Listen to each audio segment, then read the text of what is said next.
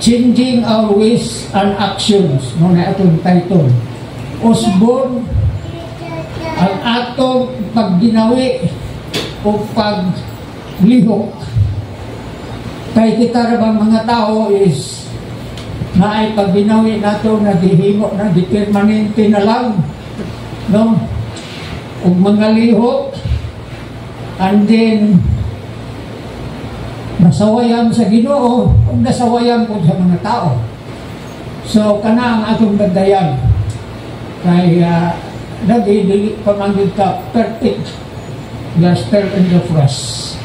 So our verse or our reference is found in the book of Jeremiah 1-7. If you have Bibles with you, just follow me as I read the passages from verse 1-7. Then bayan-bayan will expound. So mato din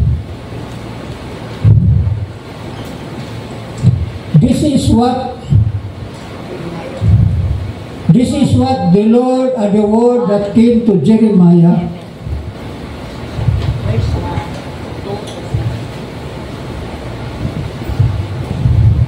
This is what the word that came to Jeremiah from the Lord.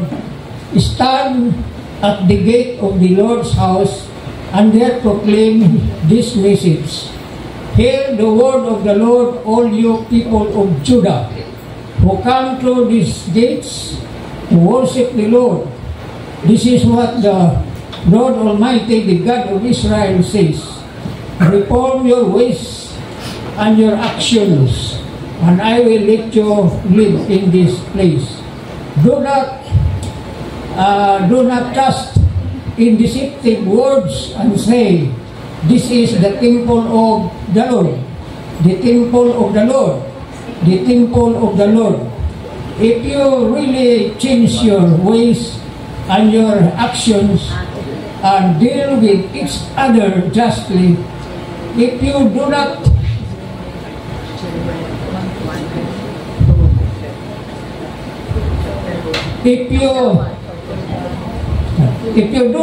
oppress the alien, the fatherless or the widow, and do not shed innocent blood in this place, and if you do not follow other gods to your own harms, then I will let you live in this place, in the land I gave your forefathers forever and ever.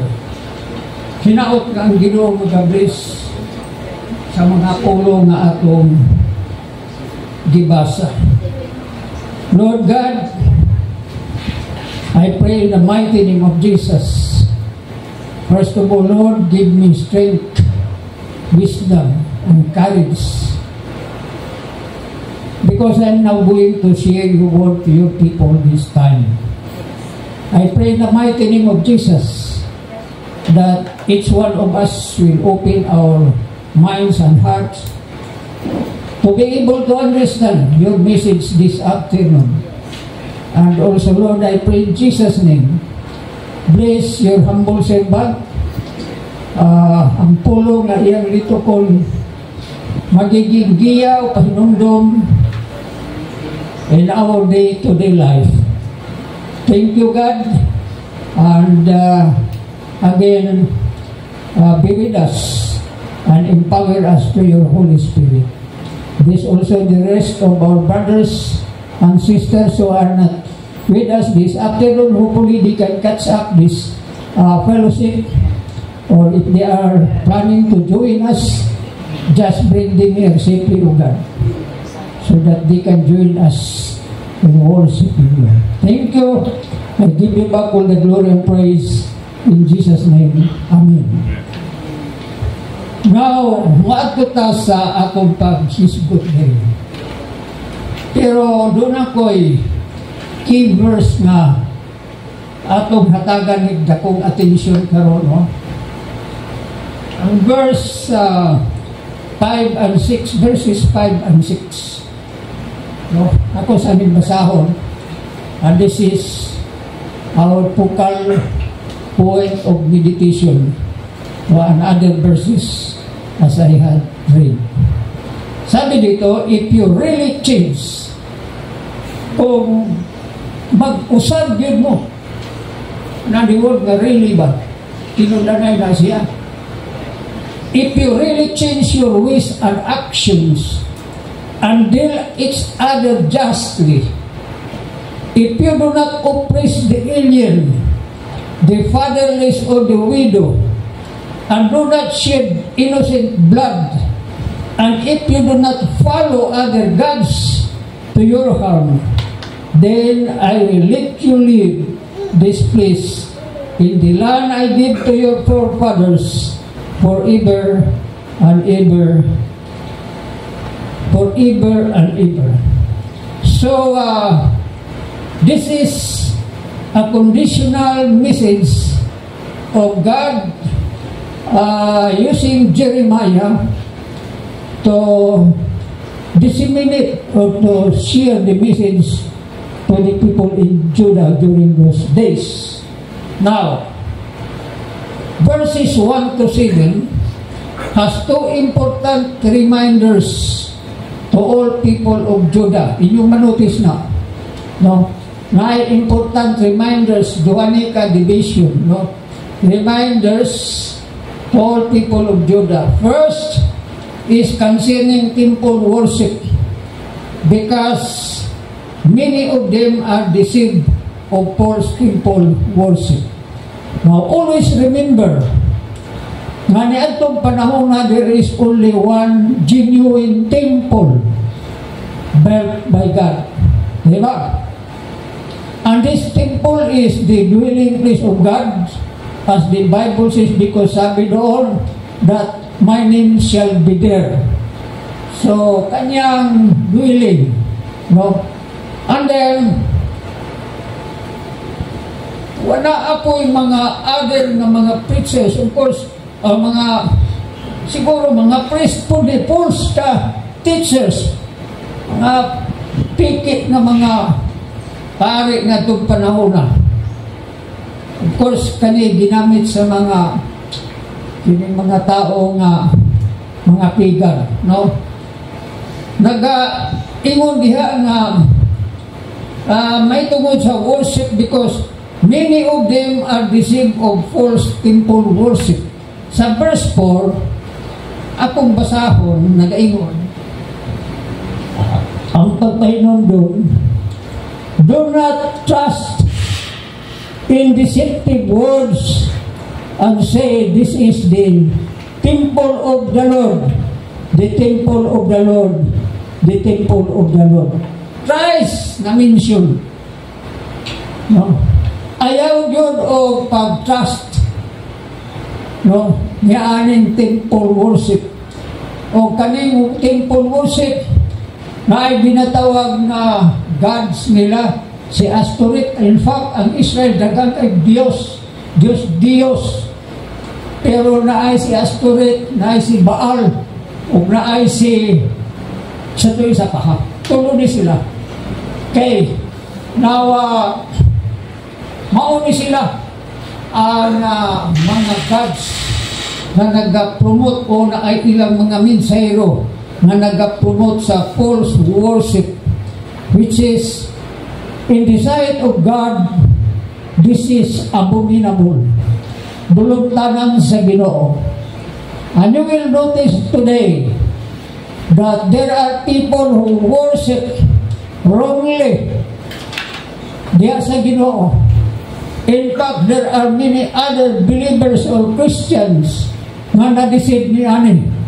Instead nga mo worship sila sa genuine God, and then they attempt to worship other gods na ilang gituuhan, na ilang Diyos o Diyos nila. So, we are reminded, mauni siya na kaning ilang ginahimo. Another reminder is about moral and spiritual reform of the people in verse 5 and 6. Moral and spiritual reform na gipahinumduman sila sa ilang moral life o sa spiritual life. As we read in verse 5 and 6 na mention din kung unsa ang ilang pagkukulang as people of God in moral life. Supposedly ilang i-practice ang moral life so that people in those days may open their mind, no? Madili unta sila maging abusive, oppressive, suno diri kay bawal kontra sa Ginoo. So, ang natabo diri is, and this is what God wanted them to do. He wanted them national reform. Gusto sa Ginoo nga dunay national reform. May tabo sa ila. This is not for the few. Tibuok nga duda, tanan nga katawhan. Kay lagi tingali atong panahon na tanan siguro sila nag-debate na ang ilang atensyon sa pagpangalagad sa tinuod na Diyos. Nahikalimot na sila. No? Nahikalimot na sila. Sometimes we forget to continue to serve the Lord rightly, to worship the Lord rightly. Kaya daghan na ba kayo gi-worship ang tao? Diba?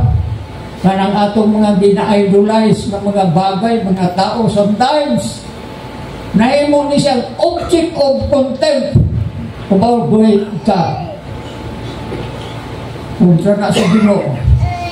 So, he wanted them to national reform as in verse 3 says, sabi dito sa verse 3, sabi reform your wish and action, and I will let you leave this place. So may promisa nila, kung mag-reform sila, mag-usab sila, magbago sila, tugkutan ko kamo nga magpuyo ninyong lugara. Unsa man yung lugara nitong panahon na. The land of promise, the land of Canaan, which God promised to His people, that you will settle in that land, so that you will enjoy, no? Ma-enjoy ninyo ang blessing sa Ginoo. Muna siya. So, muna yung ginapahinumdom. Now, so the Lord imposed important reminders for them to observe or follow. Nag-impose siya o pahinumdom. Importante pero sa akong ginahimo nga outline, doon nalay duha ka-importante mapahinumdom. So, number 1 is that they should deal others justly. Kana bang magtagad sila sa uban sa diha sa pagkamaayo ba? Matarong. Binaayo na pagtagad. Yes. That they should deal others justly. The Lord conditionally said to them, balik ko na po ng verse 5 and 6. Nodri, if you really change your wish and actions, kuan gid sila kining murag ipit gid sila, ayun, and deal others justly. Dili sila nagkulang kay dako gid sila pagkulang, no? If you do not oppress the aliens, abi ninyo kining mga aliens butan din. These are mga tao na nag-affiliate ng Jews sa Israelites in those days. Kaya naamang hindi na malikayan, of course, sa kaning mga alien, kung sa New Testament teachings, mga Gentiles ni. Pero Gentiles, gihapon ni sila. Pero, welcome sila dito, pag-join. However, di-oppress, gidaog-daog sa mga, shall we say, mga elite na mga Hudyo. Gidaog-daog sila, gi-oppress sila. I ask, maayo ba ang tao madaog-daogon? Daghang kayo ng tao daog-daog ba? Labi na o pobre ka, kabus ka. Daghang magyaga-yaga sa imo, mag-insulto. Daghanan kaayo. Gideprive ang ilang right as a populist of that particular nation. So mauna sila. O gani dili gusto na himuuna nila, no? Kay gani nagaingon din ha, dili nga Judah in those days are not kind-hearted people. Dili sila malumo o kasing-kasing. Dili sila matinagdanon o kasing-kasing. Daghan baya kayong Christian karon na dili po maayo gawi sa uban. I know that. Daghan kayo. So, dako ni siya reminder sa tuwa. Hindi, buti pasabot ng dili ito magtataas si gusto ko kanino. Just stay humble as we are according to the standard of humility as God imposed for His people to observe. Muna siya. Now, ingon niya, unto their fellow men, no, abusive, not loving to the alien, and to their fellow men. So, apektado pa ang mga kaubanan nila. Who are this? They are the fatherless and the widows. Okay, so para sa uban, wala na gi-underestimate. Deprive na nilang right as a citizen, as Israelites. Hindi daog-daog man din sila. Meaning mga tauhana, no? Now, so this is why the Lord reprimanded them. Mauning nagbadlungid ang Ginoo sa ila. Change your ways and actions. Ibadlungid sila. Usba ang inyong pagginawi o pagliho. And if they refuse, they could not leave the place which the Lord promised them forever and ever. Dili sila makapuyo sa lugar na gisaad sa Diyos. So, God's people, there is a possibility na ma-out of place siya diya sa kadaghanan. Kay outcast man siya. Na kung ato pa ni siya ang hatagak father nga kahulugan, no? Kana bang dili kita. Hindi naman forever and ever dili kita makapuyo sa balay sa Ginoo hangtod sa kahangturan. Okay? Now, if we compare our present situation to them, it is most likely the same.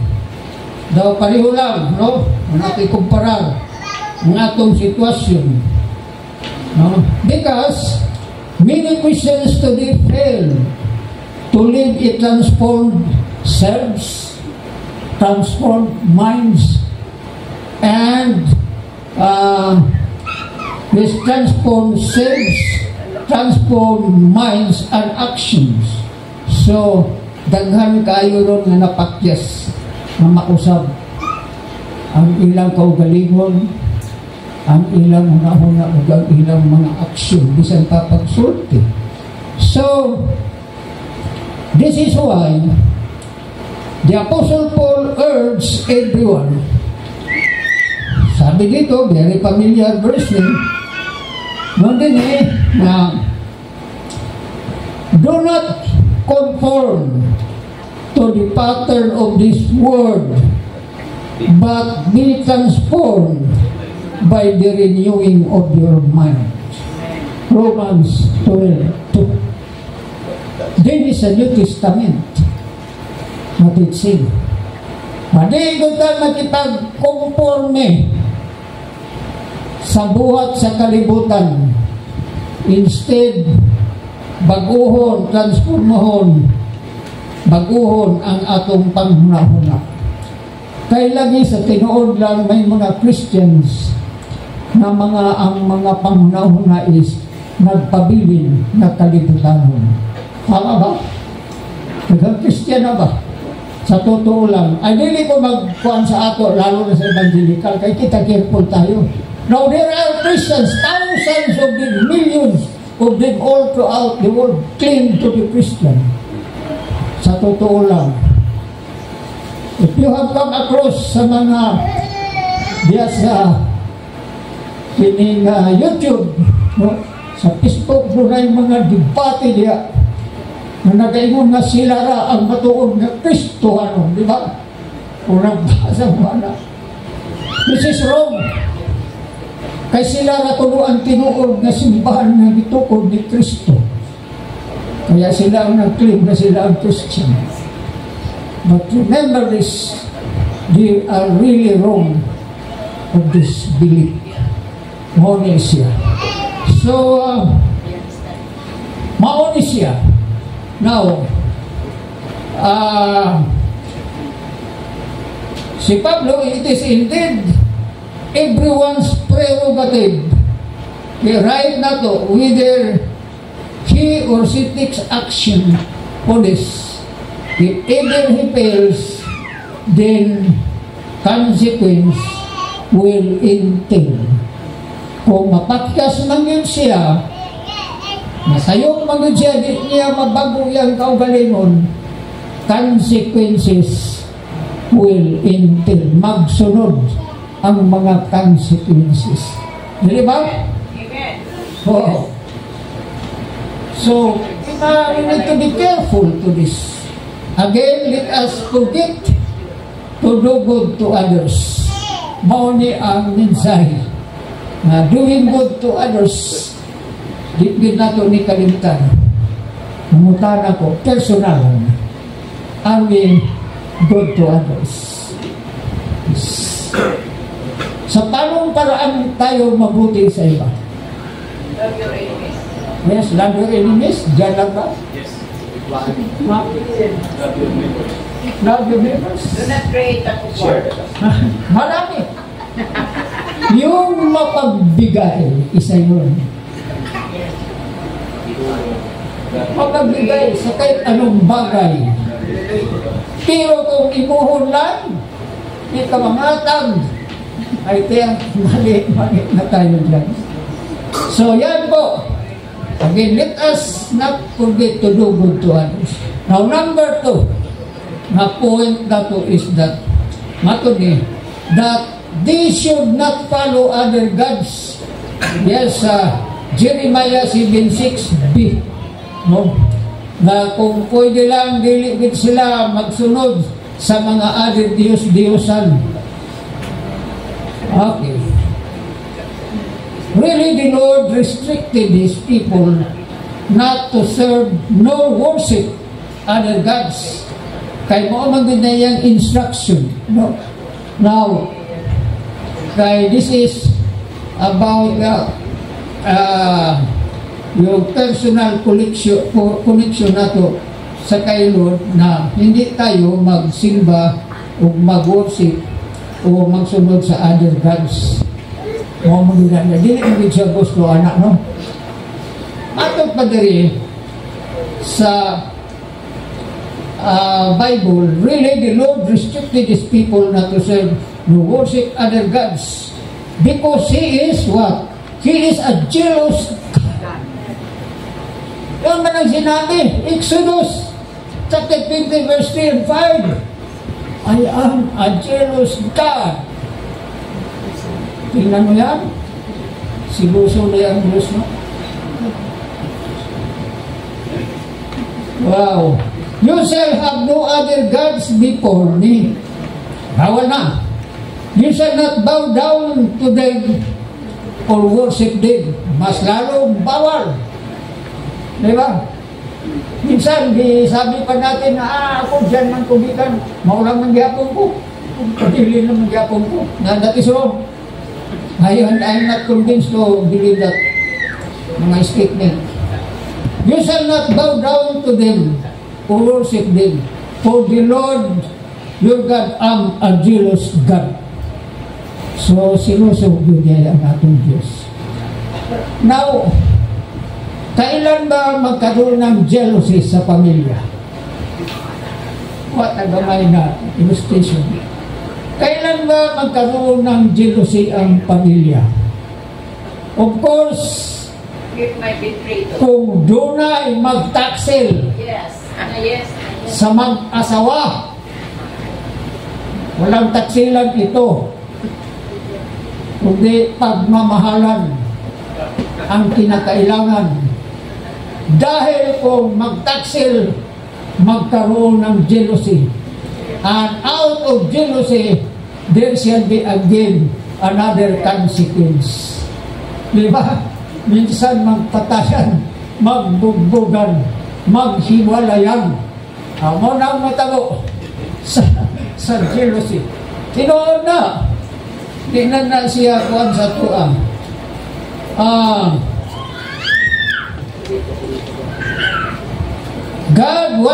Why God warned them this way? Bakit nagpahinundog ang ginupagin ini? Because this is a great insult of His greatness, His holiness, and righteousness being the true God. Dakong insulto ni na ato ning himuon. Gi-insulto nato ang iyang greatness, ang iyang holiness. No? Mao ni siya ang sakit na dili siya gusto mahitabo na. And besides this, He wanted them to pay respect and give honor to Him.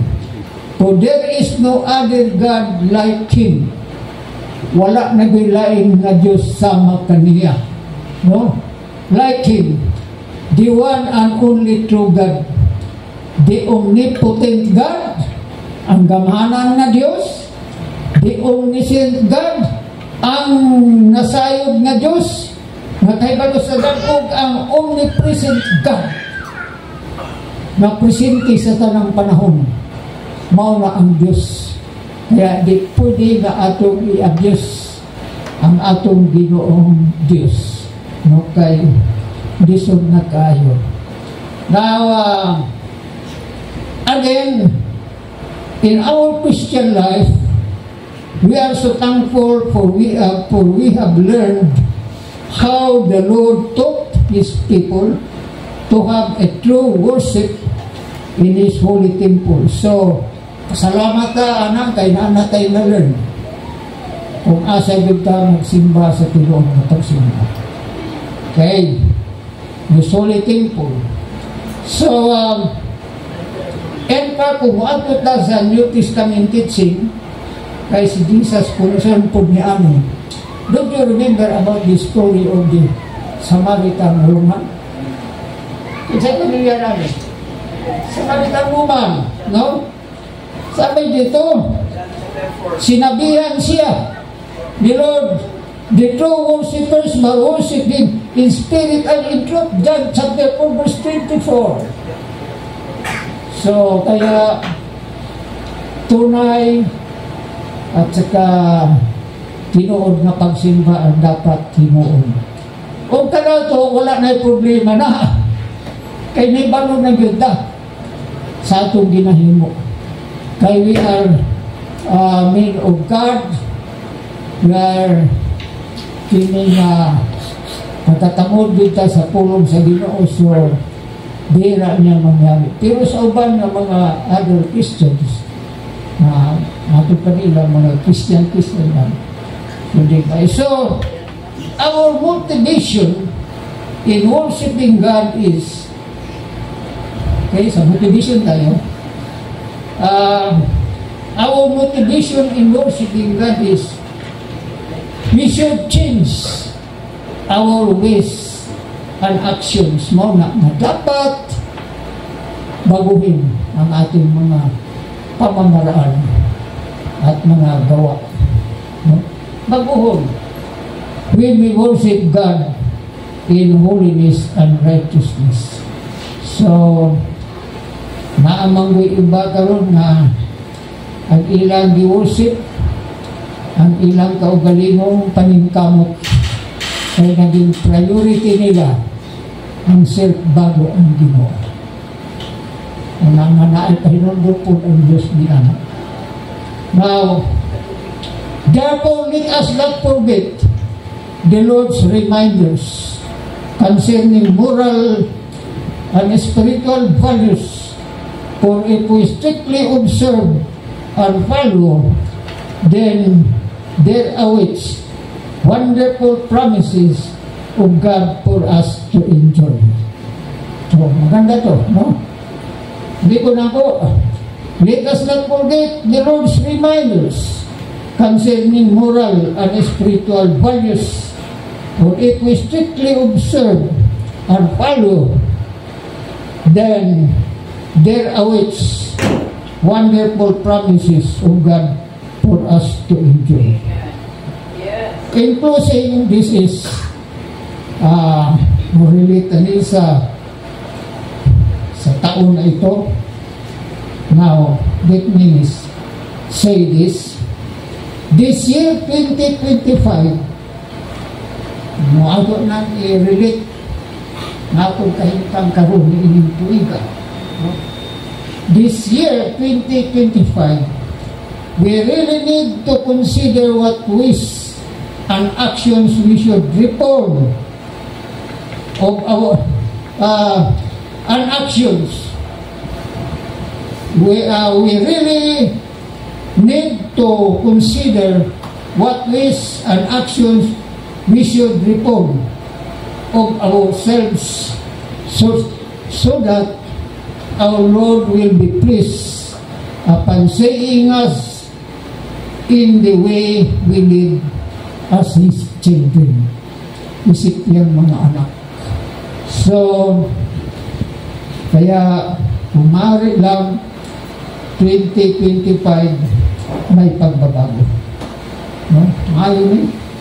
Kasi ay kalimot ng punta. May pagbabago. Let us consider, lastly, let us consider this. Forget the past and think what good things that lies ahead for tomorrow. Isa ni kaputation, no? Sa kaputation. Forget the past and think what good things that lies ahead for tomorrow. Mauni ang akong maibigin sa inyo sa atong tanan bilang Panginoon.